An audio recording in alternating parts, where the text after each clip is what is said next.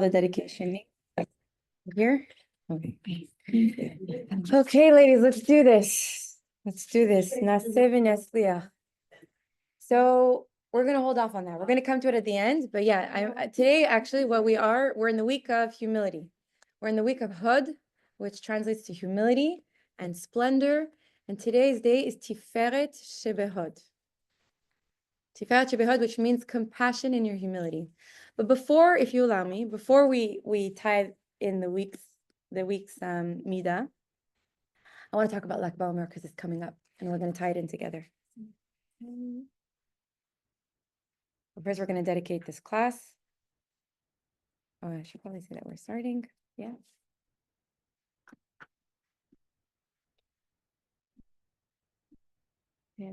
We are starting. Inner steps. Okay. I record. It's recording? It's recording, yeah? Yes. Okay, beautiful.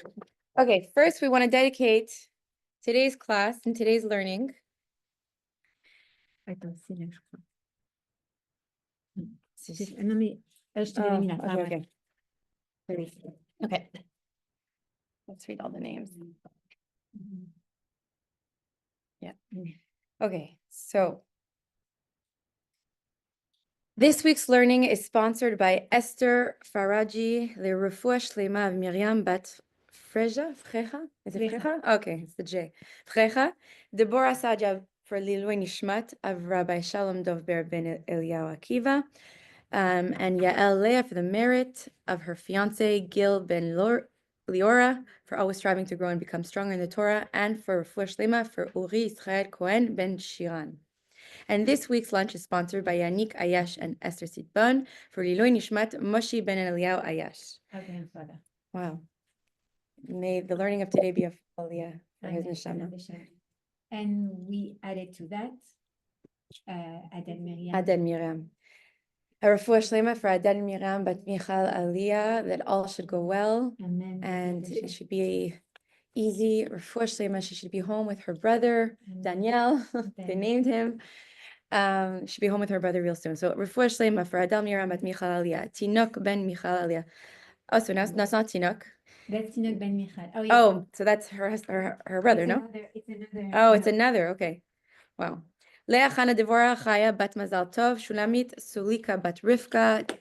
This is Tinok ben Michal, Yosef Ishai ben Daniel Miriam, Eliyahu Navi ben Tita Esther, Noah ben Sloan, Leib Shlomo ben Sarah Leah, Rafael Yaish ben Chana, Laurence Aviva Bat Sarah, Caroline Yehudit Bat Joel Elian Sima, Heleni Orna Bat Chen Chana, Rafael Chaim ben Sima Chasha, Rav Pesach Yosef ben Hinda, Rav Daniel ben Rachma, Alexandra Shirley bat Nicole Malka, and Lilui Nishmat, Rabbi Shalom Dovber ben Eliyahu Akiva, Rachel bat Amelia, Elise bat Nina. B'ezrat Hashem, that our refuah shalema list should go lower and lower, that all those that need refuah should have a full refuah. Amen. Yeah, so we read it. We read Kaf. We could read another one if you'd like. Okay, ready to start then? Okay. All right, ladies. So like I said, Lag BaOmer is coming up. And for those that just thought that we're roasting marshmallows and having a gathering of a barbecue, Lag BaOmer is far more profound than that. And so today, together, we're going to dive into the secrets of Lag BaOmer. And I want to share actually a fun fact, something that I never thought about, and then I came across. Can you think of any other day that we celebrate a Hilula globally as a Jewish nation? Meaning, we have within our Sephardic traditions, if you want, your Moroccan leniency, whatever it is, everybody will collectively celebrate Rabbi Chaim Pinto, Rabbi Bochatzera. We also have our Imaot that we celebrate. We know that it's written in the Torah that Aaron is the first of Av, is his Hilula, but never is there a day that every Jew around the world, any walks of life of Judaism, celebrate a Rav's Hilula. We don't have that commonly. This is common for me. It's common for everyone. Yes, so much so that it became a holiday. So Rabbi Meir, if you like, which we just celebrated on Monday, can also be contributed to Pesach Sheni.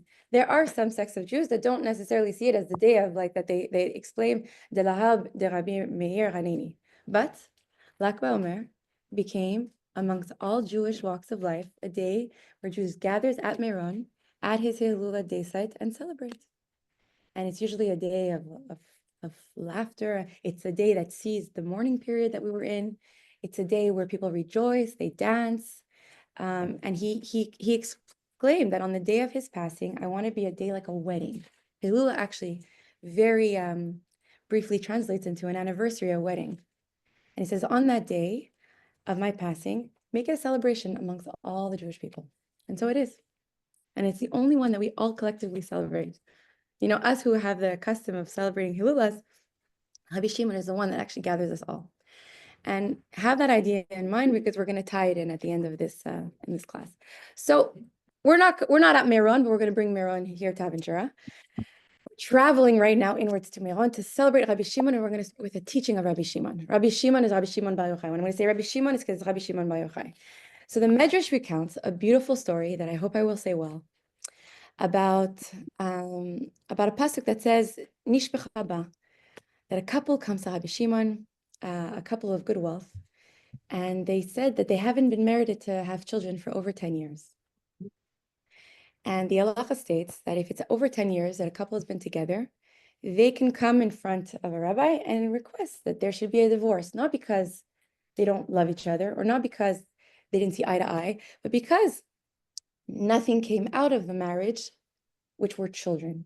Nothing, there was no fruits that were produced from this marriage. So they came in and said, unfortunately, we love each other, but after 10 years of being married, we want to both have children. So please give us the divorce so that I can go my way, she can go her way, and we can do the mitzvah of bringing children into this world. Rabbi Shimon saw this couple and he said something very strange. He said, just like the day of your wedding was a fantastic and embellished and beautiful ceremony, one that was triumphant, one that was glorious, dignified. So too, for the day of your divorce, okay, because I could say it, for the day of your separation, you will also make a feast, lay out a beautiful table, make it a celebration like the day of your wedding. And they found this very odd, but them being very big followers of Rashbi, Rabbi Shimon Bar Yochai, they said, okay, we will make that the day of our separation, we've come to you, you've blessed us with this blessing, we will make it that it should be a big, glorious day. And so too, the day came that they were ready to get separated. They laid out a beautiful table. They invited many guests, just like a wedding, except it's a day of separation. And with that, the wife gave her husband a lot to drink. And like we know, the more wine words come out, right? There's a famous pasuk that says that. And he starts drinking and he starts feeling all emotionally vulnerable, experimenting now all of the emotions that are surfacing. And he says, my dear wife, you know, after all, we're good friends. We're not separating because we don't love each other. It's not that the love is not present in our marriage. We're separating because we've come to a point where we feel we have to. And so you see this beautiful house. You see all that I've adorned you with in this home. Take what is most precious to you. Go ahead and take any artifact, any article, you know, beautiful painting, whatever it is, whatever that is of value to you. What is precious to you is what he says in the text. What is precious to you, take. For I want to give it to you. After 10 years of you granting me such beauty, please take anything that you'd like. And she gives him more and more to drink. And the man gets so intoxicated, so drunk, that he falls into a deep slumber. She tells his maidservants, okay, now carry him onto this bed and schlep this bed with me onto my father's house. And late at night, in the middle of the night, the man wakes up very startled. And he says, what am I doing here? My wife, my ex-wife, I don't know what we're referring her right. And I was like, well, why am I in your father's home? And she said, was it not you that asked me to take what's the most precious thing to me? Mm-hmm. And the most precious thing to me is you. And at that moment, the Midrash goes ahead and says that they presented themselves in front of Rabbi Shimon Bar Yochai. And there he gave them the blessing that they should have a child, and they had a child. Whoa. It's a famous story. It's not going to be the first time you'll hear it. I'm sure you can hear it all the time. Oh, thank you. Oh, really? Okay, beautiful. Thank you. So there's a very deep interpretation that we're going to dive into. But first, ask me a question. Come on, we have to have some questions. We have to have some questions. It's a very weird parable. It's a famous one, but there should arise some questions.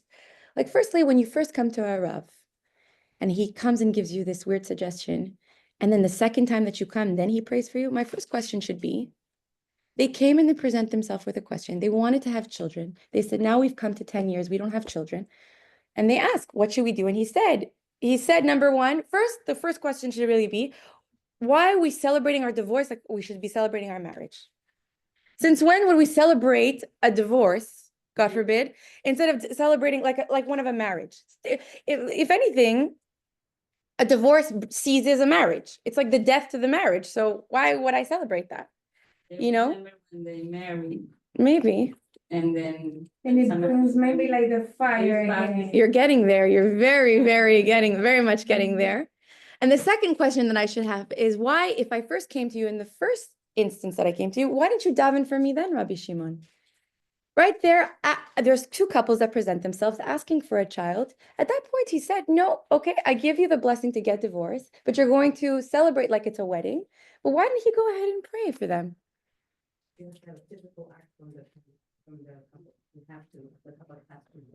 So you're saying that he didn't see that they would be able to receive it, really? Rivka. Yes.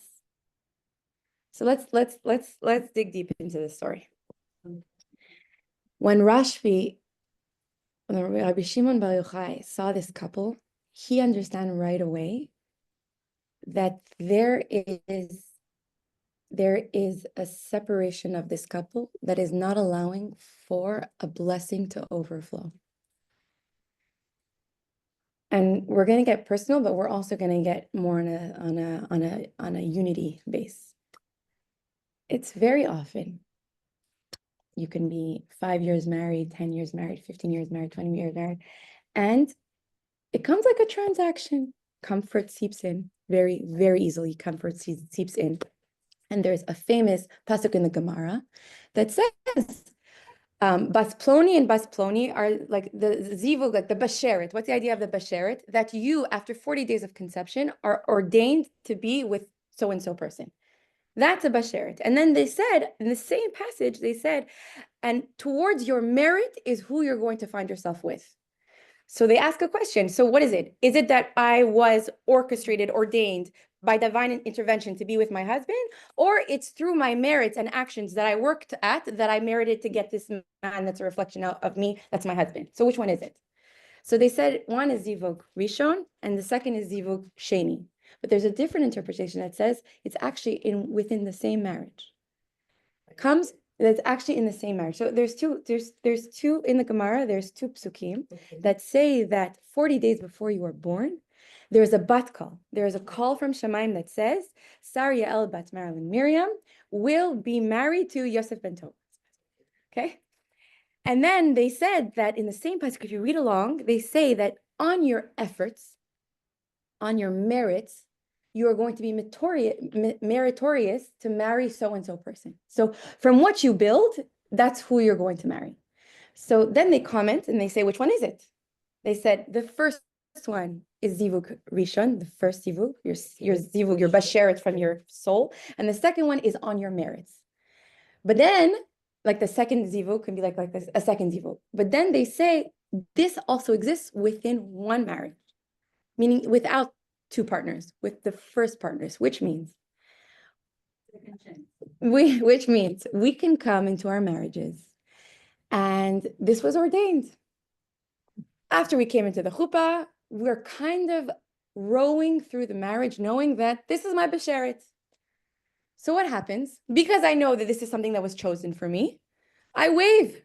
I wave through it, and complacency might come in. And I might find myself in some kind of routine. And I might find myself when challenges hit, to be like stuck, blocked. When you come to that point where there's a blockage, the Gemara comes to say, now it's a choice. Now it's within some efforts. Now it's going to take some work. When Rabbi Shimon Bar Yochai saw this first couple, he understood that he can't give a blessing of the children because there was a blockage. They had to separate to then now elevate and reconnect into a marriage that be a keli to receive this kind of flow from Shemayim. So yes, we're using marriage as an example, but we're going to get to what the Baal Tanya says that is beyond marriage. But yes, comes a point where the friction gets strong, where the challenges get hard, where life hits you with whatever challenges you submit challenges into your own personal lives for whatever that is. And then comes a point where you're faced with a sort of opposition, with a sort of separation, where now you have to kind of refrain, look back, and it's not the shadchan, your mother-in-law who set this up. It's you now who has to make a choice. They came into the marriage because they needed something. They wanted a child. They wanted that their marriage should be a product of something. Rabbi Shimon looked at them and said, we need to separate, but you need to be so joyful. You need to make such a celebration from the separation so that it could bring to a level of reigniting what this really meant once. Okay, so I want to look at it inside. So basically, he understood that their divorce was the beginning to their second marriage. And the separation was actually the sivering, which was like the glue that would usher in a new marriage. It was the genesis of the new marriage. We come to a point in our marriage that if we are at a tipping point where it's difficult, our yearn and conviction for this marriage needs to hit a deeper level where the partner knows that we're in it more deeper. We have to come to a point where our relationship was serving at one certain level and now it's not enough. It needs to serve more deeper. Over the blockage. Meaning there's a blockage there, and to go and to remove that blockage, you have to understand that what the frequency of your relationship so far has been good up until this point. But now both of your souls are yearning a deeper relationship so that the flow can really come. There needs to be a transformation within the couple that's going to allow for us to remarry at a different dimension. Okay, and we have it. So this really could resonate for a lot of us, that we've reached a point in our marriage where it's not going to cut it for us to be like a business transaction, for us to just be looking at each other's competencies and just benefit from each other's competencies. It has to come to a point of marriage that we need to reclaim that love. We need to reclaim a deeper dimension in our marriage for it to thrive and unlock them blockages. Deep stuff. It's not easy. Oh my gosh, it's not easy, but it's worth it. So when they were about to separate and Rashbi saw them and knew that they needed a different kind of marriage, the Baal Tanya comes and says that this kind of blockage means that we need to find that deeper dimension. We needed to contapulate. What's the word that he used? Capulate the marriage. Yeah, like you have to like kind of hijack the marriage to a different state of conscientiousness that elevates different heights. Okay, so we live in a generation, unfortunately, that sometimes friction creates the pathway to the exit door. And sometimes in certain situations that's required. But in other situations, what Rashbi saw from this couple particularly is that right now, you're both not a keli for my bracha. The child that you want could not transpire because your relationship is at a level that is not opening to God, to the flow of energy and blessings that you're supposed to receive. Why? Because you both yearn to take it a step further. You both yearn to take it a step further. And when people are willing to do the work and do that and take it a step further, that can actually transpire. And what's that in the story? When now faced with anything she could take, the beautiful goblet, the Marc Chagall painting, the house, the car, she chooses her the thing that is most precious to her, and that is him. When he awakens and sees that she's reclaiming, it's not the child that I want to come out of this relationship. It's not our possessions. It's not our equal things that we share. It's not the money. It's not the nanny. It's not okay? It's you. And the relationship took such a stronger dimension that now they could present themselves in front of Rashbi. And yes, can be merited to have a child. The Palatanya comes and says something beautiful and says that this is what happens with Hashem Yisparach as well. Okay? With Hashem Yisparach as well. With Hashem. We want certain children out of our marriage. We want certain benefits out of our relationship with Hashem. We sometimes think that our relationship with Hashem is a transaction. Unfortunately, out of many, routine, we come to a point like a rut that this is a vending machine. I've put in the prayer. I've made the request. I donated to the cause. Now it's time for you to show up. And if this relationship doesn't give birth to a child, then you're starting to recount the whole relationship, right? So the Baal Tanya says, the children that are birthed are also spiritual children, okay? So let's make this very clear. When we can show up, and I spoke to this in my first Nurturing Connection about just choosing God.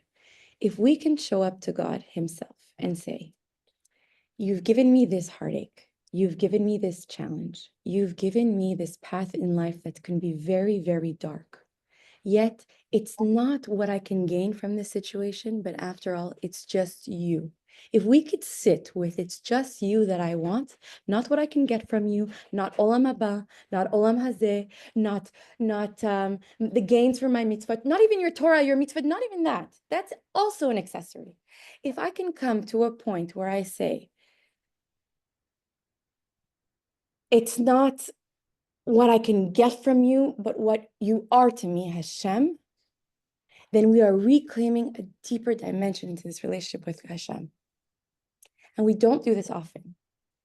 We don't do this often because the motion of life is always like, I have to pray, and we're deeply engrossed into our challenges sometimes, and sometimes it almost becomes like a blindfold. And I'm not saying that this is wrong. We face this every day, and we're like, this is all very difficult. And Hashem, can you please, fill out what the can you please is. But do we ever just come to Hashem and say, you know what? It's enough that I have you to have a relationship with? Do we ever come to our Creator and say, it's enough that we can have a relationship?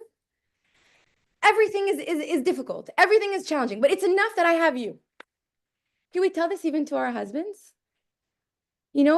Unfortunately, we come from a generation where it's about competencies. How do you show up? I judge you on what you can provide.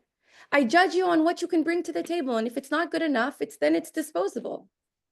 What happens to just the fact that you are mine is awesome. Just the fact that I could experience a relationship with you, I'm fulfilled. We don't come to that. We've lost track of that. And God in himself says, my children, I desire, even if I have everything in my royal palace up in Shemayim, I have angels that are singing my harp every single day. And yet I desire your mitzvot, and yet I desire a closeness, a connection with you. And in response, as a reciproc, as a response, do we go and say, everything else is blurry and is difficult and is happening, but I'm just so happy that I could have a relationship with you. Do we do that with our Creator? Maybe not enough, right? Maybe not enough. Do we do that with our spouses? Do we do that with our children? Like I said last week, our children are our business cards. It's not because they follow our track or imitate what we look like or what they ought to look like that they're any less of our children. If they choose to deviate a certain way that is not necessarily the way that you are they any less your children? It's not a purse that we wear. It's from our essence. Same too, if we can also approach our relationships. This could also be a relationship with a friend, a relationship with a spouse, any relationship that we have. Are we embracing and celebrating that we just have them to have a relationship just on its own? When she went ahead and said, you told me that to take the most precious thing, and the most precious thing is you, they've deepened and remarried so much that now they can come to the Rashbi and say, I see a different couple. And with that, I can bench you with a different bracha. I'm going to tell you a crazy story that I heard this week.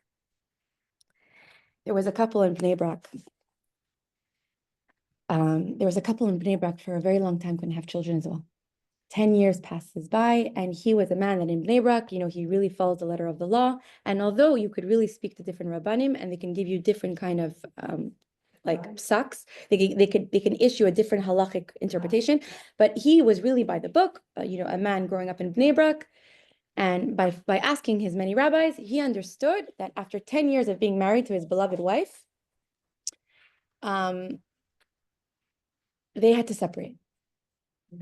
So he understood through the rabbanim that he was in touch with that the psak is to separate. 10 years, no children, separation, divorce. And it was very tragic because the couple loved each other. They really loved each other. So listen to this. They divorced, and he's a Cohen. Sorry, he's a Cohen. They divorced and he's a Cohen, okay?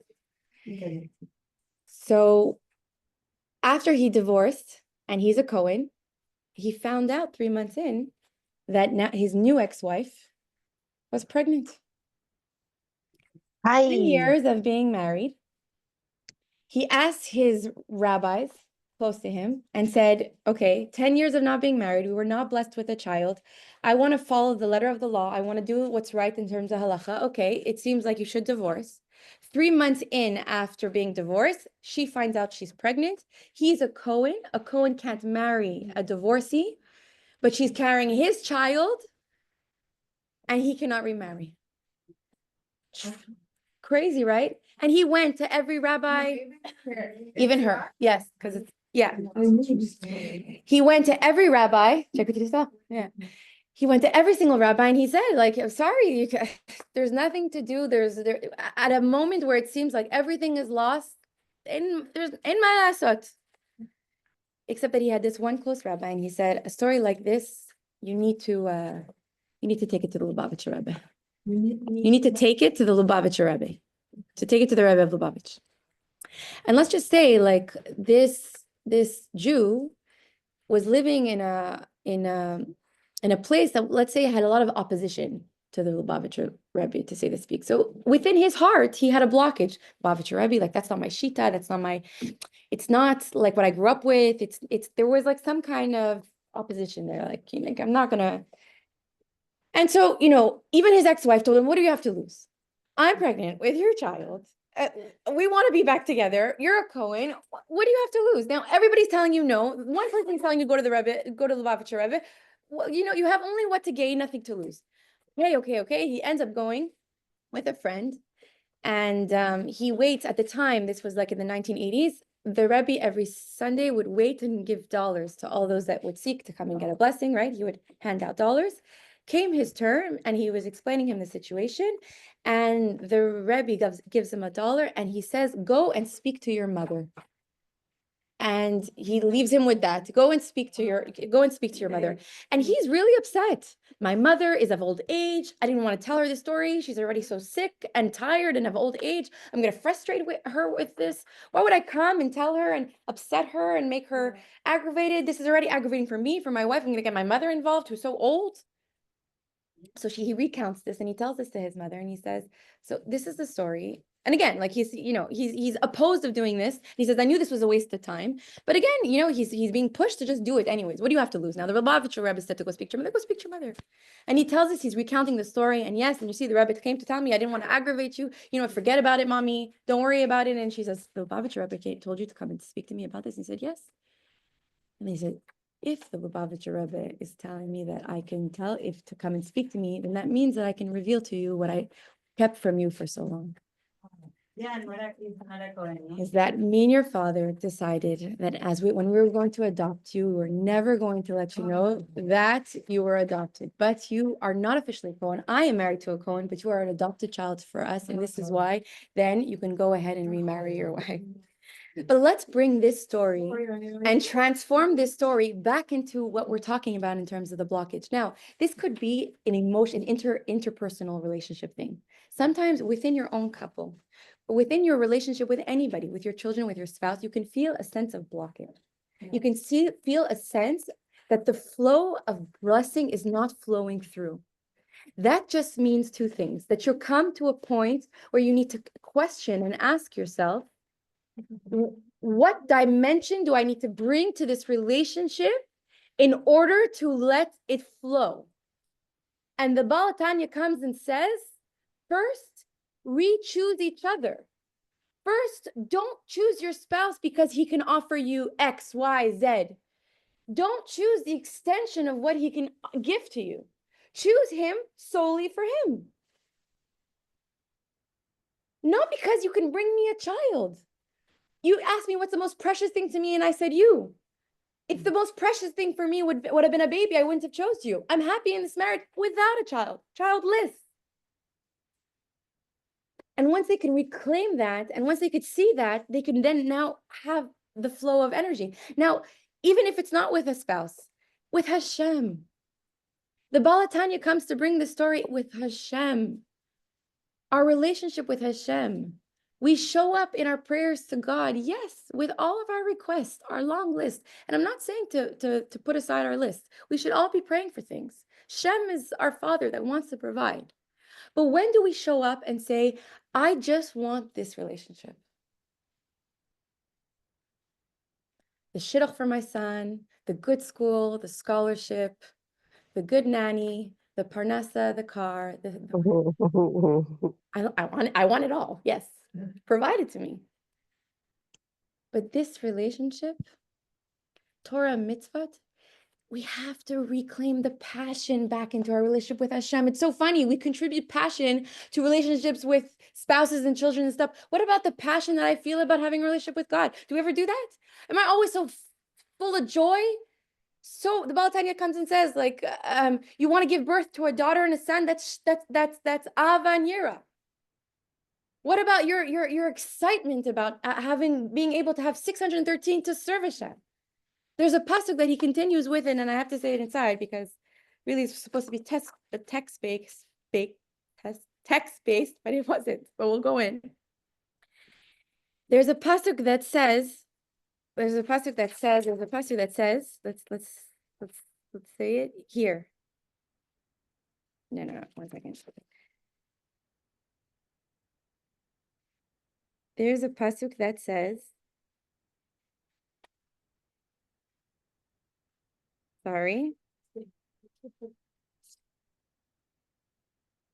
Here. V'titin lanu Hashem Elokeinu.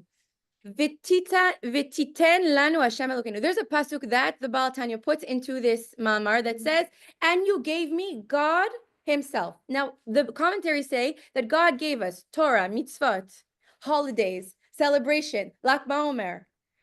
Thank you, Hashem. We love you because you gave us all these things. No.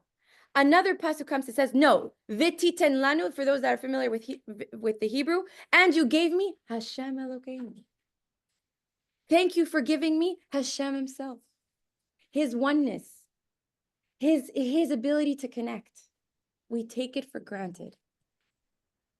We take it for granted that it's not about a business transaction. It's not what I can derive from Hashem. It's not what he could provide me.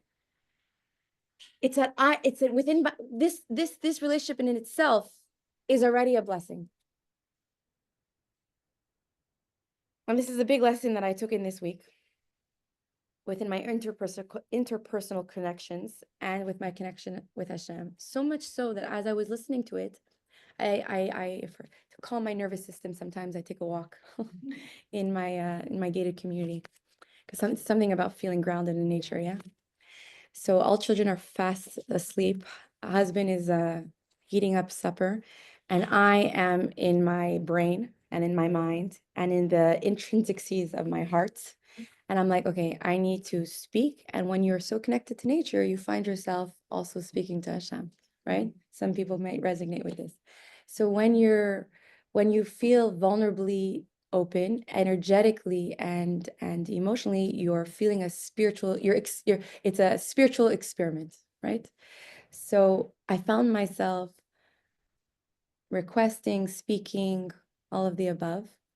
And then it came to listening to this class. Actually, this class was all Rabbi Jacobson and YY Jacobson.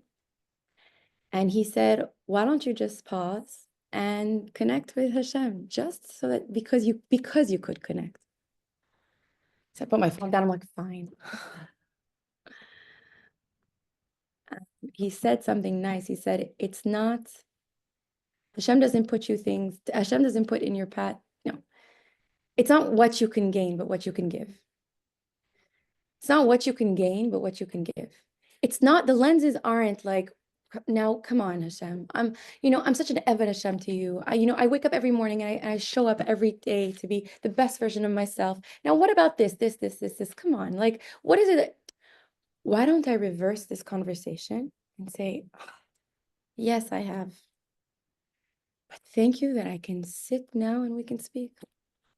Thank you that I have a relationship to you, that I could choose you. Create a profound relationship in that you're not looking to derive something from our Creator, but to just enhance the fact that you have a Creator and that you can love Him, that you could speak to Him, that He's accessible to you at all times, and that Him too, this is what's most cherished to Him. If I'm a friend of yours and I get so exalted and so happy at every time that I see you, this creates love within you for this relationship. If I can jump at every time that I have a Creator in the world that's with me all the time, what love and what joy could this bring to our Creator? Yes, you could bring joy to your Creator. It's not always that He gives to us. We could give to Him. And the secret that the Baal Tanya says is the joy in your mitzvot. Be happy when you're doing something right. Be happy when you feel more aligned with your neshama. The body feels trapped. Tanya tells us, right? The soul feels trapped in a body. And they tell the story that a farmer marries a princess from the palace. And every day he brings us the most finest of crops and stuff. But she's used to the jewelry. And she comes to the king and he's like, everything that I provided to my wife, she's not happy. It's like, because it's like the soul that's in the body. You think that you're giving him the soul a lavish meal, taking him to the cruise, taking him on a 5-star vacation. And it's beautiful, it's luxurious, it's everything. It's enchanting. But the soul wants what? Connection with Hashem. So what are you feeding the soul? It's like the farmer that's giving all of his best crops, but she's from the house of royalty. She doesn't translate the same way. Our soul, after we strip down everything else, right? And I said the story, I shared it in Nurturing Connection. It really just wants Hashem Yitbarach. So much so that even the pasuk that I just read, V'titen lanu Hashem Elokeinu. It's not Hashem Elokeinu v'titen lanu. It says that pasuk means that Hashem gave us Shabbat, Torah, mitzvot. It's not that. Even that is spiritual. It's not even that. Yes, you gave me Torah. Yes, you gave me mitzvot. Yes, you gave me things to enhance my spiritual being. But it's not even about my spiritual self. It's not even about me checking in with me. It's just about you. My connection to you, Hashem. Yeah, please. Fears? Yeah. That's so beautiful. It's so and everything you feel good. When Yeah. you're great, when you're happy, when you're energetic, I don't know. Yes. So when you're happy for yourself, you have Worries, anxiety. Yes. Yes. Yes. Well, let me tell you that's the derech. In that's the derech. That's the shortcut. You get it. Yes. Why, if we have fears, does it translate that we can't give it to Hashem? Why can't you say, as a neshama, a derivative of God Himself, I have a lot of worry, I have a lot of anxiety, I have a lot of pain, But you know what I'm very, very, very, very thankful for? That I have you to carry me through that. You know the saying of don't let the storm, what is it? Don't let the storm tell you who your God is. No, don't let God tell you that you have a storm. Let the storm tell the storm that you have God. I said it wrong, but like don't tell your problems to Hashem. Don't tell God don't tell so don't tell God your problems. Tell your problems that you have God. Do you see the difference in mind shift? Yeah. With your anxieties, with your worries, with your pains, it's a channeling force to say, I have all this, but I have you. And I think you said it's a shortcut. I think it's a gift. We don't realize. Yes. I went through a lot of anxiety at one point in my life, and this was the shortcut to connect with me. Because when you realize that anxiety is realizing you don't have control, then you have to open your eyes on who has control, and then you just lay yourself in his arms. It's a shift of paradigm in the relationship. It's me with my worries and my anxieties and my fear, and then God, why are you doing this to me, God? But when you shift the paradigm, which means when you can shift the relationship and say, my worries, my fear, everything, I have God. Do you see that shift? My worries, my fear, my anxiety, all the lack of control that I don't feel, I have God. You're minimalizing everything that is bringing you down to recognize that you have a relationship that's far more greater, right? I hope I answered that question. And then I'm gonna just finish here on the text because the Balatanya words are so strong. Who do I have in heaven and besides you? I desire nothing on earth. Meaning I desire you, Hashem, and nothing else. Not even Gan Eden, not even the world to come. You know, a lot of people sometimes, unfortunately, we are trained and engraved in our mind to do the mitzvot because we're going to receive. Human nature has programmed us that what you give, you must receive back. So there's really even like a whole religion behind the fact that you will receive Olam Haba. If you do this, you will get the world to come. If it's about what I'm going to get, then I'm not interested in who I am getting it from. One more time. If it's about what I can get, it's not about who is giving it to me. It's about what I can get. The focus is on what can derive from it, not from the giver. If you want your husband's wisdom, your husband's money, your husband's, it's just because it's an example, your husband's paying of the nanny and the clothes and the Hermes, whatever it is, you want the Hermes, you don't want your husband. Do you get what I'm saying? There's a blockage between the giver about the relationship instead of what they can give. This couple thought that after 10 years of marriage, they need a child. If you can't give me a child, I don't want this relationship. But when she went ahead and chose him after that, forget the child. All I want is. Why can't we say that to our Creator?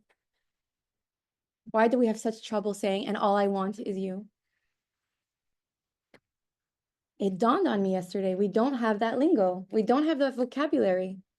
We have to emotionally open up the channels of our heart. And that's when we can ultimately also, by the way, yes, there's a gain. We can ultimately receive the flow of blessing when we remove those blockages. Those blockages are anything other than God. Your version of God can be a blockage. If I don't do this, then he's going to smite me. That's also a blockage. We see God with a bat in the hand. That's a blockage. Why can't you see your God as all-encompassing, all-loving, all endorsing of good things? Why do you see him as somebody ready to smite you with a bat? It's not right. We need to really need to reframe this kind of mindset. He's our creator. He loves us. He yearns for a relationship with us, even though he has all of the musical bands of the angels playing harps day and night. He desires a home down here, within the flesh and the blood, within you and I. He wants a relationship that's authentic, here, us, now, me and you. And so why can't we respond with, yes, I love you. It's you that I want. It's not what you can give me. It's not the child. It's the relationship. It's me. It's you. And I guess I'm going to tie this into this week's Sphira, which is a big one, right? This week's Sphira, for anybody that doesn't have it, I didn't print it for those today, but it's on our group chat of the Midrasha. This week's Sphira is humility. Humility and splendor. What does it mean to be humble? It doesn't mean to abolish myself. It doesn't mean to disintegrate, to put myself down. Healthy humility is not that I don't recognize the skills that I have, right? Somebody that's humble and shy and, sometimes kind of melts away in the crowd is not a healthy humility that I feel still that I have a backbone. Humility that is healthy is that I know that I'm strong. I know that I have a piece of godliness inside me, but with that, I leave space. So coming into Lag BaOmer, the bonfire, the marshmallows, barbecue, Rabbi Shimon Bar Yochai, it's not for nothing that it's also in the week of humility. Because for everything that we just said about rewiring our relationship with God, it means that we need to take space within ourselves and yes, say, I want you. To come to that point of vulnerability, to come to that point that it's not what you can give me, but not what I can get from you, but it's the relationship itself that I want, takes space. Takes you recognizing that you need to empty of yourself to come back to the core that really all you want was Hashem. Okay? Now, what did the Rashbi give us? Let's tie it all together. What did the Rashbi give us? What did Rabbi Shimon Bar Yochai give us? What did he leave us in this world? What's one of the things that we celebrate on Lag BaOmer, right? The Zohar HaKadosh. The Zohar HaKadosh, the holy pnimiut of Hashem. So this is also like the couple. This is a metaphor. It's a mashal for our life. So far, we've been living in this world with the outer level of Torah. Comes Rabbi Shimon Bar Yochai and gives us the pnimiut of Torah, the thoughts of Hashem, the reasons behind every mitzvah. The pnimiut, how do you say pnimiut? The inner essence of Hashem. That's also reclaiming a dimension. Now we're serving God not on a superficial level, taking it up a notch. What the Zohar's child was Chassidut. And with that branched so much understanding from Hashem. Me, myself, what I connect to so much is understanding Hashem through Chassidut, which is an inner dimension of godliness. So that's like proclaiming my relationship with God the same way that woman, that couple came to Rashbi. Now Hashem, we got divorced, we got separated to reclaim our choice once more, because at that moment where she said, I can have everything in this house and I choose you, she took the choice. Now she chose it. It's not the bat call. It's my effort that chooses you. I chose you. I reclaim this relationship. Just like now, Rabbi Shimon Bar Yochai gave us a deeper dimension to the Torah and to experience godliness. And so we're celebrating right now also. I'm choosing you on a deeper dimension in your relationship with godliness. Think about how you could strengthen that relationship. If you've come to a standstill, if you've come to a point with God that it just feels like you've hit a wall. Reanalyze your relationship and say, what work can I do to bring this to a more deeper dimension? Because if you've come to this point, it's because it can't be sustained, the relationship now on a superficial level. It has to take it up a notch. You have to take it up a notch with Hashem, with your spouse, with your children, whatever it is. It's not sustainable anymore on this level. It needs to go now deeper. So B'ezrat Hashem, this Lag BaOmer, we should take it up a notch. Just like that relationship that right now we had to do a celebration for the divorce. We had to celebrate the separation. It's because we're now remarrying into a much deeper connection. So let's have questions. We have a little bit of time for questions. I really wanted to do this in the text, but it never happens. Yes. Yeah. But I feel like the first of all, you made me cry. Right. Esther. It was beautiful. Thank you. And I love that every week you're just like carrying My inner life into this table. in this table. Baruch Hashem. We are all going through. It tells us how connected we are then, really. Yes. It's for everyone. It's crazy, yeah. I don't know. I speak what resonates. Those weeks and these emotions really speak to us in such a deep way.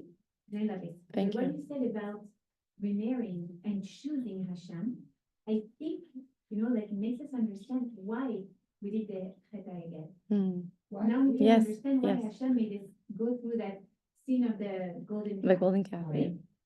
Because this was a separation. And then what did we do?